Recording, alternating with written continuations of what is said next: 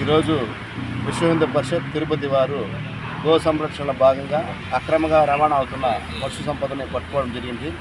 దీన్ని పరమనేరు పోలీసులు గంగవరం పోలీసులకు హ్యాండ్ ఓవర్ చేశారు. ఈ ఆవులంతా మేము బీజేపీ తరఫున వచ్చి పరామర్శించిన బీజేపీ హెచ్పీ కార్యకర్తలంతా వచ్చి పరామర్శించినాము. ప్రస్తుతం ఆవుల్ని సంరక్షించే కేసు ఏమవుతుందో చూస్తాము. ఫస్ట్ ఆవుల్ని మేము అవి బాగా ఆరోగ్యం క్షీణించింది కాబట్టి వాటికి నీటి సదుపాయము మరియు కసువు అంతా వేసి ప్రస్తుతం ఆవులను సంరక్షణ చేయడానికి ఏర్పాటు చేస్తున్నాము. ప్రతి ఒక్కరు పౌరులు కూడా ఈరోజు ఏం విన్నతి చేస్తున్నామంటే పశు సంపదను కాపాడడానికి ప్రతి ఒక్కరు ముందుకు రావాలని మేము కోరుకుంటున్నాం. చర్యల అనంతరం వీటిని ఎక్కడికి తీసుకెళ్తాం? పోలీసులు చట్టపరంగా దీన్ని గోశాలకు తరలిస్తారా లేదా వేరే దేనికైనా సంరక్షణకు ఏర్పాటు చేస్తారని పోలీసులు గంగవరం పోలీసులు నడతాము. వాళ్ళ యొక్క చర్యలను బట్టే ఉంటుంది యాక్షన్. నమస్కారాలు. మన తిరుపతి బజరంగ్ దళ్ విహెచ్పి వాళ్ళు కలిసి పలమనేరు దగ్గర 4 కంటైనర్లు ఎద్దులతో పోతున్న కంటైనర్ను నిలపడం జరిగింది.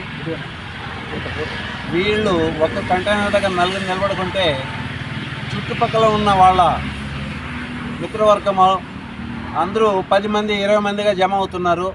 సో ఇట్లా కాదనేసి వాళ్ళు 2 కంటైనర్లు తీసుకొని గంగవరం మండలం పోలీస్ స్టేషన్ కాడికి తీసుకురావడం జరిగింది. మిగతా 2 వెళ్ళిపోయినాయి.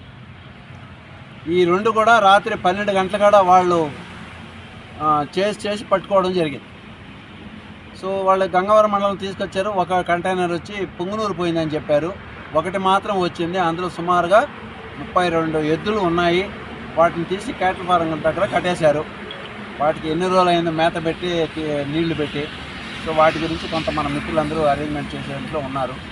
ప్రస్తుతం మన మిత్రులందరూ వచ్చారు. తిరుపతి నుంచి వచ్చిన వాళ్ళు అక్కడే ఉన్నారు గంగవరం మండలం పోలీస్ స్టేషన్ కాడ. వాళ్ళతో మాట్లాడినాం. సార్ వచ్చినాక మాట్లాడతామన్నారు. వాళ్ళ కోసం కాసుకోమన్నారు. మేము ఇక్కడ ఎద్దులు చూడడానికి వచ్చినాము. దగ్గర 32 ఎద్దులు ఇక్కడ కట్టేస్తున్నారు. మిగతా 2 కంటైనర్లు ఎక్కడ పోయిందో తెలియదు. ఒక కంటైనర్ పుంగునూరు పోయిందన్నారు. దాంట్లో ఎన్ని ఉన్నాయి ఏమని కూడా ఇన్ఫర్మేషన్ లేదు. పోలీసు వాళ్ళు చెప్తే మేమే పంపించినామని చెప్పినారంట. ఇది ఎంతవరకు ఏమని తెలియదు. పోలీసు వాళ్ళు చెప్పినారా? ఎవరు చెప్పినారు సార్? పోలీసు వాళ్ళు చెప్పినారని మాకు మిత్రులు చెప్పడం, పొంగునూరు పంపించినామని. సో దీని మీద ఇంకా క్లారిటీ రావాలి. ఇది ఎవరివి ఏమన్నా తెలిసింది? ఏ ఊరు అని తెలియదు. దీని డ్రైవరు ఇది వచ్చేసి తెలంగాణ నుంచి రావడం జరిగింది.